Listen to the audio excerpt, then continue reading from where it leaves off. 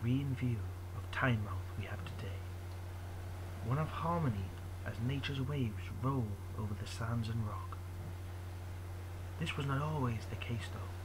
This site has been the cause of many a seaman's boat capsizing and many a sailor's life lost. These rocks are known as the perilous black rocks of Tynemouth. They are especially dangerous as they are covered by water when the tide is in, and their colour does not help much either. It was decided that a lighthouse was needed, and one was built immediately along with the pier. It was built from the stones of the ruined priory and was in use until 1895. Its duties were then taken over by St. Mary's Lighthouse, a little further up the coastline at Whitley Bay.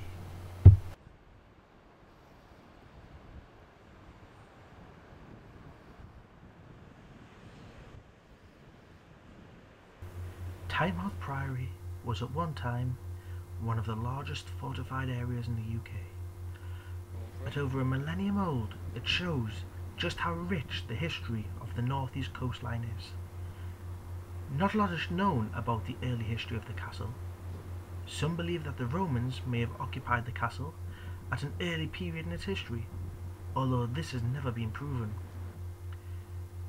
Founded in the early 7th century, possibly by Edwin of Northumbria, around the time he converted to Christianity after nearly being assassinated twice, Tynemouth Castle and Priory was the subject of many an historical attack. In 1800 AD, Danish forces invaded and looted the priory. A mere 32 years later, the Danes struck again, with little success. The monks residing in the priory had heavily fortified their home. This did not manage to stop a third invasion by the Danish in AD 865, where they destroyed the church and monastery. Another attack in 875 AD occurred, where the priory was destroyed and only a small church remained. Tynemouth Priory remained empty and abandoned for some time. That was until Earl Tostig made Tynemouth his personal fortress during the mid-11th century.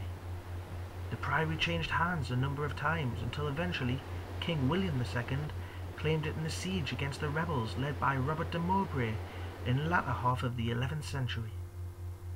In 1926, the priory was given the go-ahead from the King of England's personal council to surround its monastery with the huge stone walls.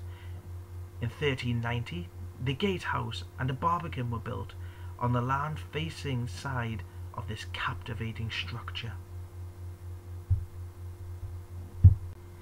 If you find yourself with some free time, why not have a relaxing stroll along the historical High Street, or have a refreshing drink in one of Tynemouth's trendy art cafes? Another notable visitor to the Tynemouth area was Giuseppe Garibaldi. He stayed when it was just a village in 1854, and subsequently sat on an Eccles cake, thus creating the first Garibaldi biscuit. The beaches of Tynemouth are majestic, welcoming, and full of history. Perhaps this is why so many world-renowned people have visited Tynemouth with such fond memories, such as Charles Dickens, who wrote in a letter to a friend, "We escaped to Tynemouth for a 2-hour sea walk. There was a high wind blowing and a magnificent sea running. Large vessels were being towed in and out over the stormy bar with the prodigious waves breaking on it, and, spanning the restless uproar of the waters, was a quiet rainbow of transcendent beauty. The scene was quite wonderful.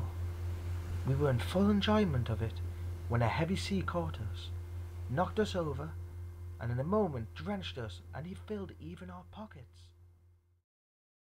Visit Tynemouth. Live the history today.